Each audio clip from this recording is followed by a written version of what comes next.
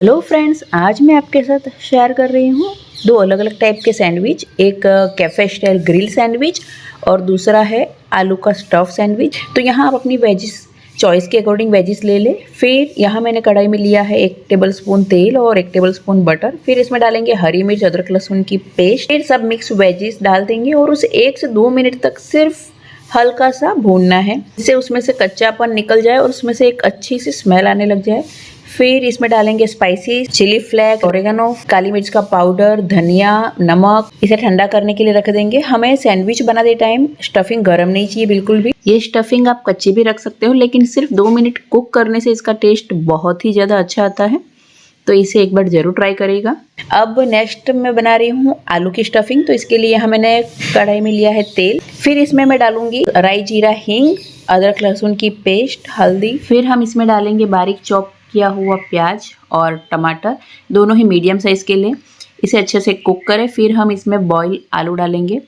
तो यहाँ जो स्टफिंग हम रेडी कर रहे हैं, इससे आप आलू के पराठे भी बना सकते हैं। ये मैं बेसिक मसाले ऐड कर रही हूँ, लाल मिर्च पाउडर, गरम मसाला, हल्दी, धनिया और ये बॉयल आलू। यहाँ मैंने 4 मीडियम साइज़ के बॉयल आलू लिए हैं, जिसको मैश कर लिया, अच्छे से मिक्स कर लेंगे। फिर इसमें हम डालेंगे कसूरी मेथी, नमक, आमचूर पाउडर। ये ऑप्शनल है, आपके पास आमचूर पाउडर ना हो तो नींबू भी डाल सकते हैं, और धनिया। अब ये स्टफिंग हमारी तैयार है। इसे पूरी तरह से ठंडा होने दे, फिर आलू के पराठे में यूज कर सकते हैं या फिर सैंडविच में। सेम ही स्टफिंग होती है। अब हम बनाएंगे इसके लिए ग्रीन चटनी। तो यहाँ मैंने ले लिया है ढेर सारा धनिया और थोड़ा सा पुदीना। फिर इसमें जाएगा अदरक लहसुन की पेस्ट और हंकड़। ये दही को मैंने थोड़ा सा बांध दिया था गाढ़ा करने के लिए। नींबू का रस और भुना जीरा नमक का पाउडर है। यहाँ मैंने पीनट और जो दालिये होते हैं रोस्टेड चने, वो यूज़ किया है, और हरी मिर्च। यहाँ पे आपको चटनी है ना गाढ़ी ही रखनी है, जिससे ब्रेड सॉगी नहीं होगा ज़्यादा, नहीं तो ब्रेड टूट जाएगा जैसे आप ज़्यादा रनी चटनी लगाओगे। चटनी हमारी रेडी है। और ये जो वेज सैंडविच के लिए हमने वेजिटेबल्स रेडी किए थे, वो भी ठंडे हो गए। तो अब इसमें हम थोड़ा सा मेयोनीज ऐड करेंगे और इस स्टफिंग से सैंडविच बनाएंगे। तो आइए स्टार्ट करते हैं। तो सबसे पहले ब्रेड के स्लाइस, 4 स्लाइस के ऊपर हम पहले बटर लगाएंगे। ये होममेड बटर है। और फिर उसके ऊपर अप्लाई करेंगे ग्रीन चटनी और थोड़ी सी स्टफिंग।